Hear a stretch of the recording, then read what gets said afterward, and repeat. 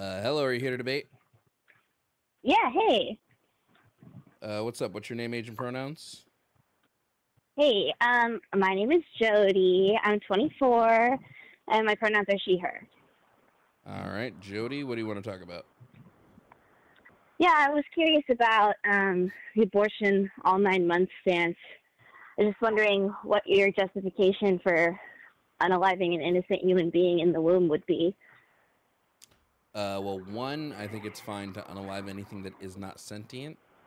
I would say after 24 weeks, when the capacity for sentience begins, that at this point, I would Hmm. say that we should do just non lethal abortion methods. So, hysterotomy abortions or induction abortions can both be done non lethally. But prior to 24 weeks, I could care less what happens. Oh, okay. So you can't harm something before it has sentience, right? Correct. Okay. So I'm sure you've heard this before. Do you think it's okay for mothers to drink while pregnant? As long as they have an abortion, yeah. Do you think what if I'm a mother who's drinking while pregnant because I want to unalive my child, but then I change my mind and I decide no, I want to have this child. Do you think I have like a moral obligation to terminate? Depending on how heavily you drink, you drunk probably. Let's just say like I'm an alcoholic, like I get shakes without it. Do I have If a if moral if when obligation? the fetus becomes sentient, they're going to be like in excruciating pain and agony, then yeah, I'd say it'd probably be best to abort it. It would Wait, probably be in so the best but business, I the thought we best couldn't. business of everybody. I thought we couldn't have like a lethal abortion past sentience.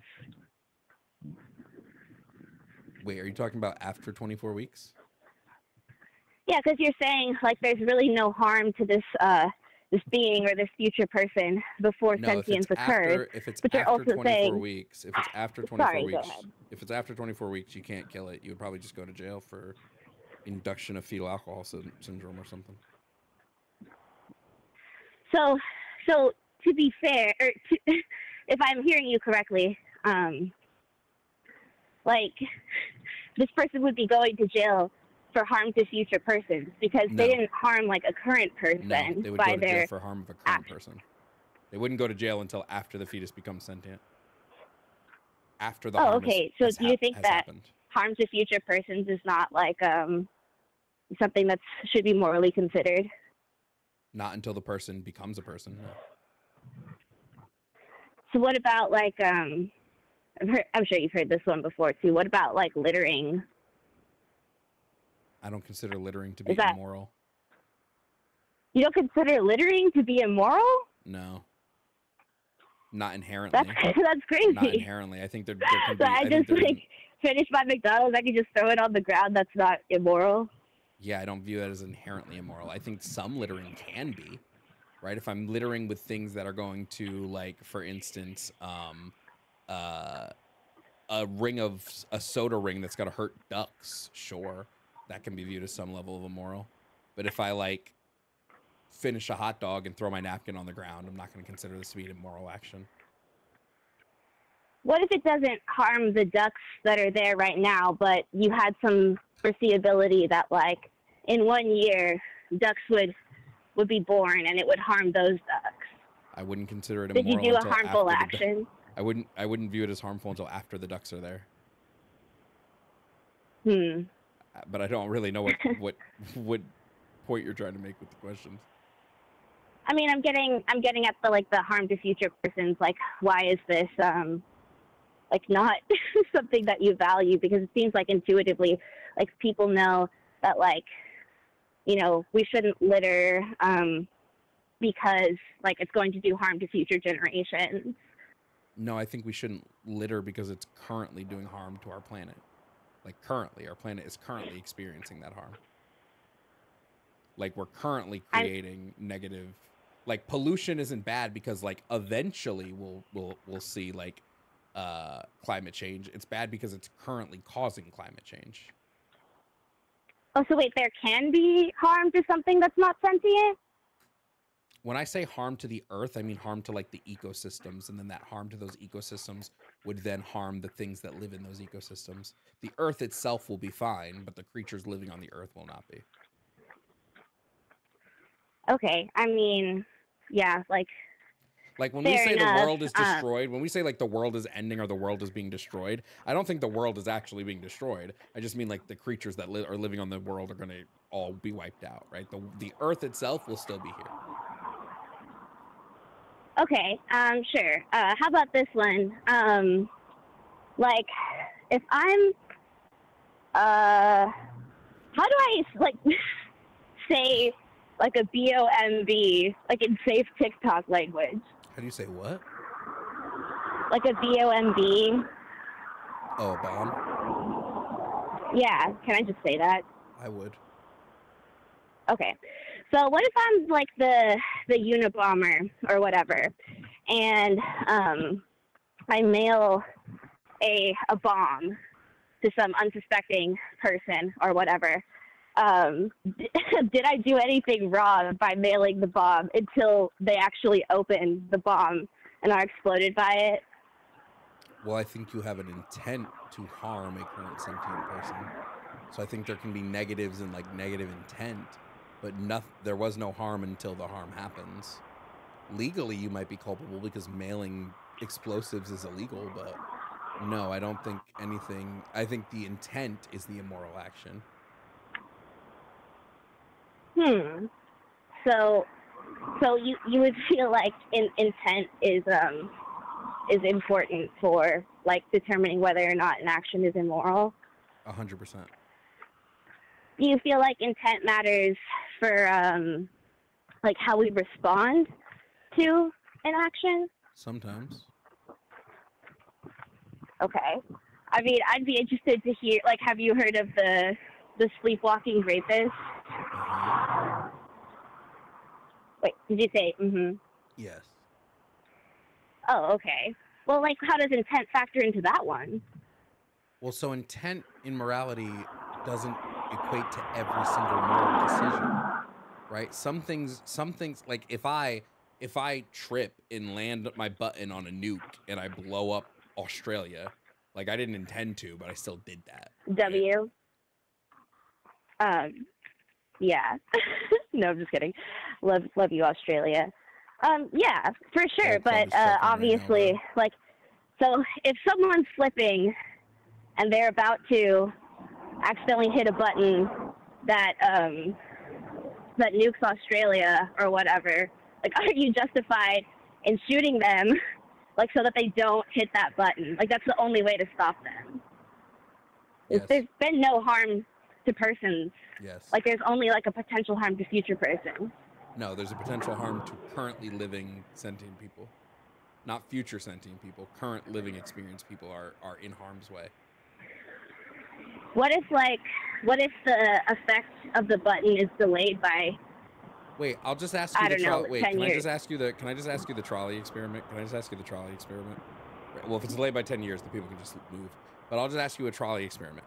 If the trolley is going down the tracks, and on one track is 1 million fetuses at 10 weeks, and on another track is a baby at 2 months, which one are you going for?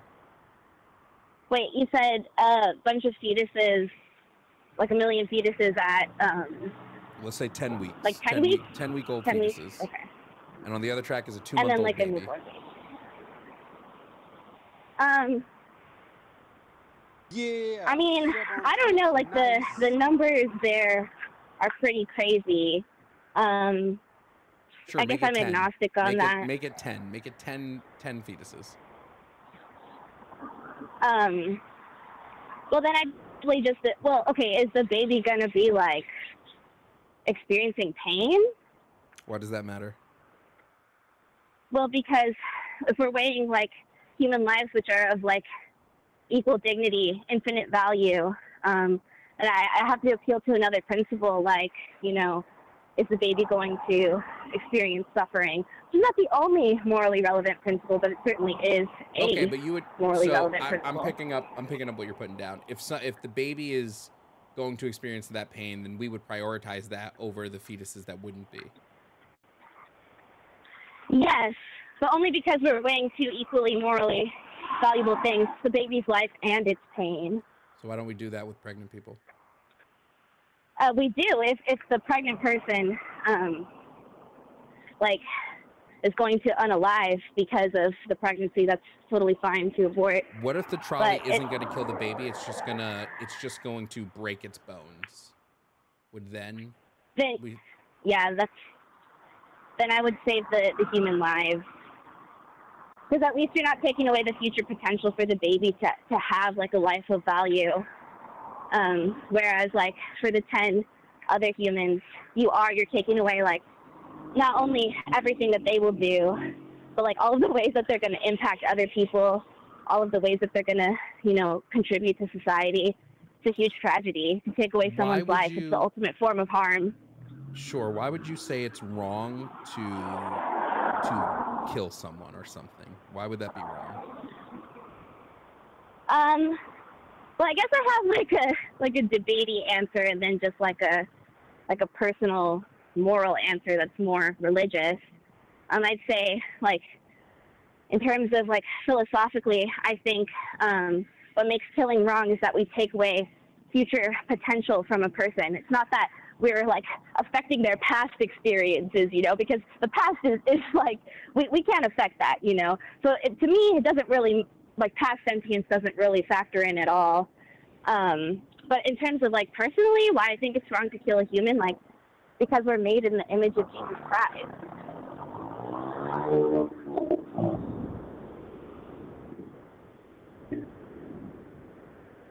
Hello? Yeah, I'm sorry, I just had a stroke. Okay, so the debatey answers we're ending a future, we're ending a future experience. Why does the future experience, why is that important? Because all other, basically all other rights, all other virtues, even other like, moral transgressions, they're all dependent on this person having a future. The future potential is really all that we have. What about its current capacity? Why would we value potential over capacity? Well, because, you're sort of getting into like an Epicurean argument here, where it's like, we can't really say like what someone who is dead is currently experiencing. So you can't really say that like you're inflicting harm onto this person because of what they're currently experiencing or their current existence or capacity. Because, who knows? Death might be nothing. If the baby might go to hell, the baby might go to heaven. I don't think the baby's going to go to hell, but you know what I mean. We really can't say. So I feel like when we're talking about what harm is entailed by killing, we're talking about the fact that, this person had other lives to live. That's why we find it more morally egregious when somebody unalives like a 5-year-old versus, unfortunately, when they unalive like a 35-year-old. I'm just going to disagree with this principle like wholeheartedly. I think we actually do value the current sentient experience, because we don't know the future, right? We don't know what the future holds, and especially when it comes to pregnancy, because we don't know 100% whether or not this fetus will reach viability or not. I think when I look at a harm principle, I want to look at, can something currently experience harm? And if it can't currently experience harm, then there is no harm happening if we unalive it. If it can't experience harm, then there would be harm. Like, it would be experiencing something negative. And I don't think we value future experience. I think we value what is current. And I think when it comes to fetuses, we should place the value at their capacity for sentience. So once they're able to have that capacity, and then we keep it until it's permanently gone. Oh, well, okay, so then like past sentience or experience doesn't like factor into what you're valuing at all? No, I only value the capacity. Once it has the capacity, first of all, once somebody has the capacity for sentience, that capacity is always there until permanent brain death. That capacity never goes away. Sure. What are you defining as capacity here? I know people use it kind of in disparate ways. Having all the necessary components to run sentience. So this would be in my per my necessary conditions. It would be having I think it's 10 to the 8th thousand, or is it thousand? It's the amount of neurons in the brain, the complexity of the neurons, the whether your thalamocortical connection has begun linking with your sense organs, and then having brain waves that equate to positive outcomes. Whoa, that's a lot of that's kind of a lot of scientific conditions that don't necessarily always point towards sentience. I think they Like do when they work in conjunction with each other. I mean, but the thing is, like, the way we measure sentience, like, sure, we can have theories of, like specifically what structures are conducive to sentience. But the thing is, like, we haven't been able to, like, consistently, like, recreate conditions that, like, will evidence that somebody's sentient or not. So, I mean, the thing is, like, these are just theories. You could easily be unaliving sentient, like, humans and animals just because of the lack of, like, epistemic certainty there with science. I just disagree. I think we have a pretty concrete scientific understanding of, like, when not sentience occurs based on the brain structure, based on brain scans, based on brain scans of brain dead people. I think we have a pretty good understanding of what does and does not equate to sentience. You know, I'm just going to completely disagree on that too. Like, there are many different studies that will point towards different structures in the brain that are supposedly conducive to sentience, and also, like, the way that we diagnose someone not having sentience is, like, actually notoriously unreliable. Like, there have been many, many cases of people who were diagnosed brain dead who later, like, regained like, electrical brain activity.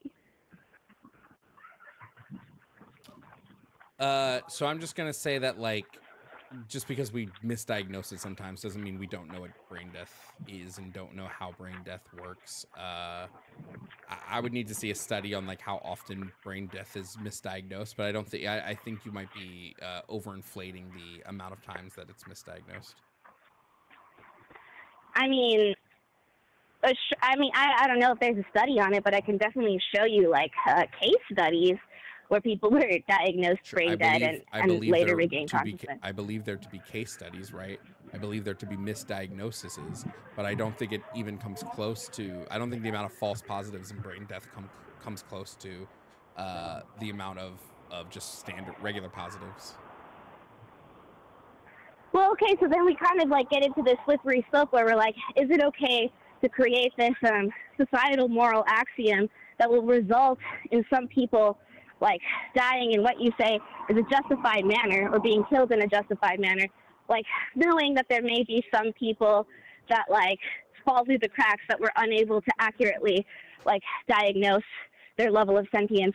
We're getting into a really slippery slope where it's kind of like how people talk about, oh, you know, I'm okay with the death penalty if 2% of people are actually innocent because, you know, at least we're getting those 98%. For me, like, human life is infinitely valuable, and I would say you probably think that conscious experience is what makes that life so valuable. So if we're going to, like, not have, like, epistemic certainty on like, you know, when this property occurs, then we're just kind of, like, allowing some people to die through being lumped into or misdiagnosed or mischarged in the case of. We're not talking about misdiagnosis in the case of the fetus. We're talking about before these structures are even formed. Well, like, I mean, you agree that people grow at different rates, right? We can argue all. Well, yeah, that's why my precautionary principle is at 24 weeks. We can argue all day and night. People have been born before 24 weeks. You realize that the youngest baby was born at 20 weeks, 6 days. 21 weeks. Yeah, no, 20 weeks, 6 days. Sure, I would argue that they're not sentient yet, not for 3 more weeks, and then they become sentient. So it's okay for me to unalive them? There's no morality in it whatsoever. Okay, is it okay for me to use them, like, as a SEX though? Am I ever going to run into a pro-lifer that doesn't bring that up? Probably not. Can you answer the question? No. That's not okay? Why not? No, I don't answer that question anymore. It's asked way too often. Okay, interesting. I already answered the question on whether or not we do something if there's morality to the thing, and I already said no. I don't want to answer questions about baby sex dolls. I just don't. Okay, fine. How about not a sex doll? How about a football? Yeah, there's no morality.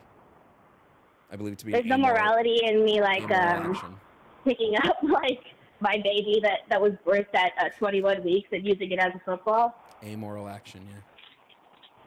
That's crazy. You can think it's crazy, but if it's not sentient and it's not experiencing it, I mean, I think like most of the audience is going to agree that, you know, using a premature baby as a football is morally reprehensible. Yeah, if it was a baby. Using if it was a person, or let me rephrase, if it was a person, it can be a baby anytime you want it to be. But if it was a person, I would think that was bad because you were harming a person. I can say there might be some harm, some greater harm being done on a societal level, right? Like it's normalizing harmful behavior in society, so we probably shouldn't allow it in that sense. But it's not it's not an immoral thing to the thing itself. Yeah, I would just say that like things and human beings especially can experience harm without being like cognitively aware of it. What if I use the baby as let's say the neonate? What if I use the neonate as a football and then like, you know, it died due to those injuries and was never able to gain the consciousness that it would have naturally had? Like you're really saying that there's nothing, that's a totally amoral action. Yes. Yeah, I'm just gonna have to disagree with you on that, and I think most people are their intuitions are gonna align with what I'm saying. I don't. Yeah, but I don't care if your intuitions are just telling you one thing. Like, substantiate why you disagree. Why? I already told you why I disagree. I don't value sentience in terms of human dignity. I told you I value the. We're not the talking about human dignity. Life. Is this thing being harmed? Yeah, in terms of harm, I would say. I don't value sentience. I would say that harm is just going to be like that which goes against a being's telos. Schism donated $20. I'm tired of this gross whataboutism and want it to stop. All right, well then we'll agree to disagree. We'll just agree to disagree on that. All right. And move on. Well, that's chill. I gotta get back to work. Thanks, Giovanni, though. Good to talk to you. Everybody say shout out Anthony.